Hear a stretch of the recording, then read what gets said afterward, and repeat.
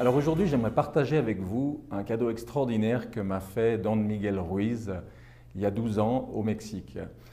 Comme certains d'entre vous le savent peut-être, j'ai traduit et publié tous ses ouvrages en langue française depuis les 4 accords Toltec sortis en 99 jusqu'à récemment le 5e accord Toltec.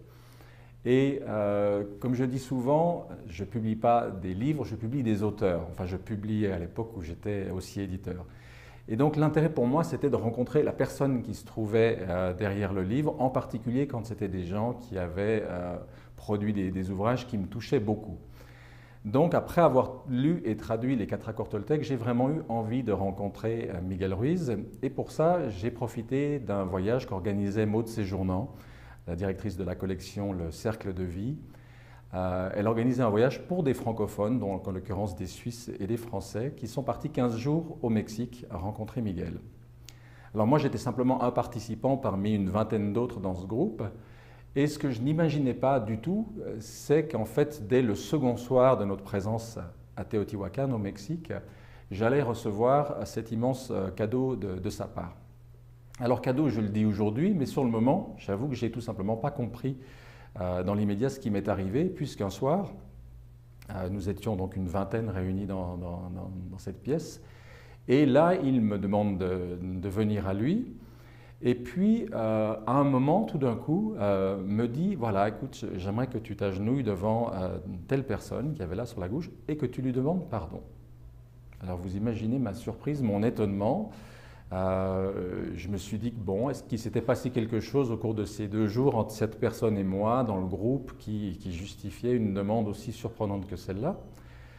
Mais surtout, ce qui s'était passé, c'est qu'en l'espace de ces 48 heures, un lien très fort s'était déjà construit entre Miguel et moi. J'avais vraiment ressenti cette dimension d'amour inconditionnel qui émane de cet homme et qui est si rare à rencontrer. Beaucoup de gens parlent d'amour inconditionnel dans le milieu de la spiritualité et du développement personnel, mais de là à vraiment le rencontrer et le vivre comme en présence de cet homme, c'est une autre paire de manches. Donc, fort de cette confiance, bien qu'extrêmement surpris, embarrassé même, je fais ce qu'il me dit. Je m'agenouille devant cette personne, et puis je lui dis, voilà, je te demande pardon, et j'allais ajouter quelque chose pour essayer de trouver une raison, une justification à ça. Et là, tout de suite, Miguel me coupe et il dit, non, non, pas d'explication, simplement demande-lui pardon. Et il ajoute, et ensuite passe à la personne d'à côté et fait la même chose, et puis tout le groupe.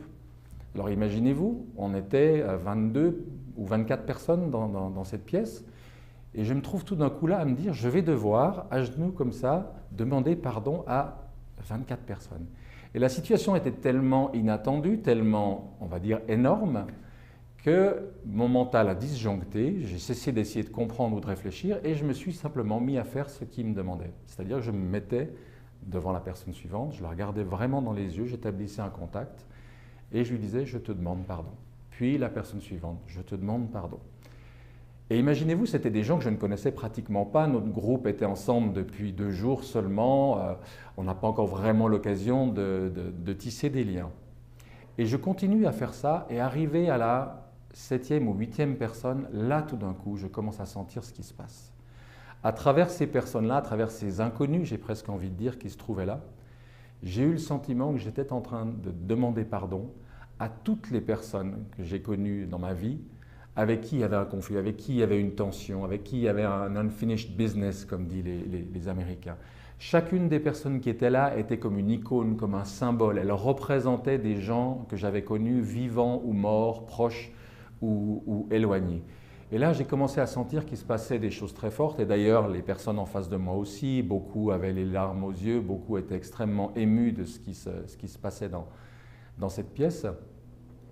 Et ce qui fait qu'arrivé au bout des 22 ou 24 personnes qui se trouvaient là, j'étais déjà dans un état incroyable, avec une émotion, une sensation très très forte.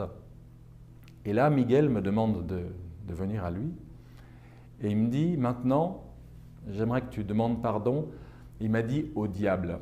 Je mets ça entre guillemets. Qu'est-ce que ça veut dire? Ça veut dire, pour moi, ça représentait toutes nos projections négatives. Tout ce qu'on imagine qui est responsable de ce qui va mal dans le monde, les terroristes, les forces obscures, le côté noir de la force, on dirait, dans la guerre des étoiles. Voilà, demande pardon à ça. Et il ajoute parce que On utilise ces choses-là comme un prétexte à rester dans la haine, dans le ressentiment ou à vouloir faire une croisade contre le mal. Donc demande pardon à tout ce monde-là de les utiliser pour garder ton cœur fermé et rester dans tes jugements. Alors j'ai pris un moment, j'ai fermé les yeux et j'ai fait ce qu'il m'a dit. Et puis il m'a dit, troisième étape, maintenant demande pardon à Dieu. Et moi, Dieu, je l'ai compris, venant de lui et dans ce contexte, comme demander pardon à tout ce qui est beau, tout ce qui est lumineux. Ça peut être la vie, ça peut être la nature, pour des gens qui sont athées, ça peut être le cosmos, l'univers, à tout ce qu'il y a d'a priori positif dans le monde, mais qu'on trouve aussi le moyen de juger et de rendre responsable de ce qui ne va pas. Il y a des gens qui disent la vie est mal faite. Ou qui disent oui, si Dieu existait, il n'y aurait pas eu Auschwitz, il n'y aurait pas eu ci, ou si moi j'avais créé le monde, ben, il n'y aurait pas des enfants qui se font violenter, etc. Et donc je me suis rendu compte qu'effectivement, on a cette tendance-là à même utiliser ce qu'il y a de plus beau et ce qu'il y a de plus lumineux, quelle que soit la conception qu'on en a, comme encore une raison de rester dans le ressentiment, de s'estimer dans son bon droit, d'avoir le droit de juger, d'avoir le droit d'être accusateur, etc. Alors de nouveau, j'ai fermé les yeux, j'ai pris un moment, je suis allé en moi, et j'ai demandé pardon à Dieu, à cette dimension-là. Et puis là, Miguel m'a regardé et il m'a dit, maintenant, je vais te demander ce qu'il y a de plus difficile.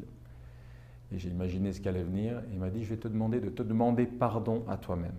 Pardon pour tous les jugements que tu as contre toi-même. Pardon de te couper de toi-même, de te juger, de te culpabiliser, etc.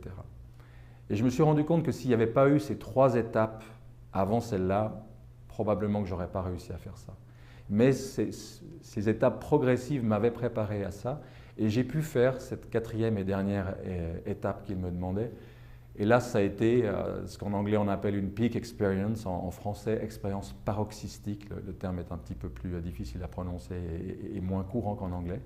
Donc une expérience, quelque chose d'extraordinaire. J'ai eu l'impression que tout le cumul de haine, de ressentiment, de rancœur que je portais sur moi finalement depuis des années, qui s'était accumulé à petite dose, hein, on ne le voit pas, c'est une petite rancœur, un petit jugement, des choses qui finalement nous encrassent de l'intérieur comme on peut encrasser nos artères avec trop de cholestérol. Puis un jour on a le cœur tout ratatiné et on n'arrive plus à aimer comme on le voulait. Eh bien tout ça tout d'un coup était lavé, était éliminé, j'en étais débarrassé. J'avais l'impression de vivre une sorte de renaissance, d'être là à nu, d'être tout neuf. Alors ça s'est terminé, comme Miguel aime bien le faire, par un espèce de gros hug collectif de tout le groupe. Et ça a été quelque chose pour moi d'inouï. Je dis souvent que ce voyage au Mexique a été un voyage aller simple, dont j'ai mesuré vraiment la portée que des semaines et des mois après. Mais le plus important, c'est qu'ensuite, Miguel a dit quelque chose que je n'ai jamais oublié. Il a dit, voilà, ce que tu viens de vivre là maintenant devant le groupe, toi ou les autres, hein, vous pouvez le revivre quand vous voulez. C'est-à-dire qu'en fait, ce processus que j'appelle le don du pardon, on peut le vivre chez soi. Le soir, avant de se coucher, on peut prendre un moment, se relaxer, se détendre et faire ces 4 étapes l'une après l'autre de la manière dont moi je l'ai vécu sur le moment. Et c'est d'ailleurs ce que j'ai fait quelques mois après être rentré, où j'ai senti que je reprenais mes vieilles habitudes, je recommençais à juger, je recommençais à distribuer des étiquettes, mon cœur recommençait à se crisper et à se fermer. Et j'ai fait une première fois ce processus seul le soir et je me suis rendu compte que sa puissance, sa simplicité, son efficacité étaient exactement les mêmes. Et avant de se quitter au Mexique, Miguel à l'époque m'avait dit, voilà, tu as un nouveau bouquin à écrire. Il savait que j'écrivais des livres. Et donc il m'a encouragé à partager cet outil qui ne figure dans aucun des ouvrages qu'il a écrits depuis d'ailleurs. Alors j'ai mis 10 ans à le faire, 10 ans d'abord à utiliser cet outil, à le partager avec d'autres, à l'affiner, à comprendre vraiment ce qui m'était arrivé et toute la dimension que cet outil-là pouvait apporter. Et l'ouvrage est sorti l'an dernier à la fois en anglais et en français. Et c'est une vraie joie pour moi aujourd'hui que de voir que les gens qui utilisent ce processus tout simple arrivent à connaître la même chose. Il y a une vraie magie dans cette façon de travailler dans le pardon, parce que la plupart du temps, on essaye de pardonner aux autres. Et c'est difficile de pardonner, parce que le pardon, le cœur n'obéit pas à la volonté, donc on a envie de pardonner, mais on n'y arrive pas. Alors en plus, on s'en veut, on culpabilise et on rentre dans un cercle vicieux qui fait que le pardon est quelque chose de très difficile. Sans compter que, mine de rien, nos conditionnements religieux font que le pardon évoque des choses qui sont difficiles pour beaucoup de gens, justement des questions de culpabilité, des questions d'humiliation, etc. Donc c'est quelque chose de difficile. Et la magie du don du pardon, la magie de cet outil, de ce rituel que m'a transmis Don Miguel Ruiz, c'est qu'il ne s'agit pas de pardonner aux autres, il s'agit de leur demander pardon. C'est une inversion complète de posture. Quand je pardonne, c'est comme si moi, dans ma magnificence, dans ma grande bonté, je veux bien accorder mon pardon à ceux qui ont fauté, à ceux qui ont mal agi, etc. Alors que la posture que propose Miguel est complètement différente. Je demande pardon. Alors on peut dire oui, mais je ne vais pas aller demander pardon à des gens qui m'ont fait du mal. C'est moi la victime, c'est moi qui ai souffert. Et là encore, Miguel a une réponse que je trouve extraordinaire, c'est de dire mais quoi qu'aient fait les autres, quoi que les autres nous aient fait, même s'ils nous ont blessés, même s'ils nous ont fait du tort, nous ne sommes pas des machines. Nous avons encore la liberté d'aimer, la liberté de ne pas fermer notre cœur. Nous ne sommes pas des êtres conditionnés où s'il nous est arrivé une fois quelque chose de douloureux ou même de très pénible, eh bien nous sommes condamnés à rester fermés et à vivre comme ça pendant des années avec un cœur tout ratatiné, dont nous serons les premiers à souffrir. Donc l'outil de pardon qu'il nous propose, c'est vraiment de lâcher quelque chose, et cette demande en pardon, c'est demander à pardon aux autres, à tout ce qu'on utilise comme raison, comme prétexte pour rester fermé. Et là, il y a une véritable magie.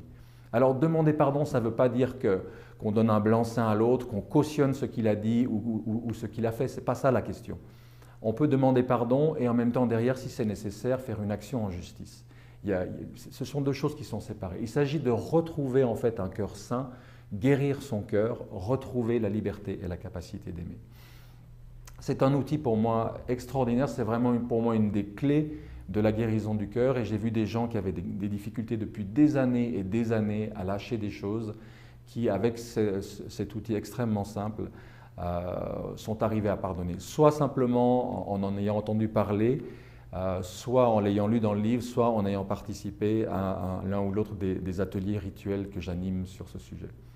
Voilà, c'est un cadeau merveilleux que m'a fait et que nous a fait Miguel Ruiz, et que je me faisais une joie donc de vous présenter si cette thématique du pardon est quelque chose qui peut vous aider aujourd'hui dans votre vie.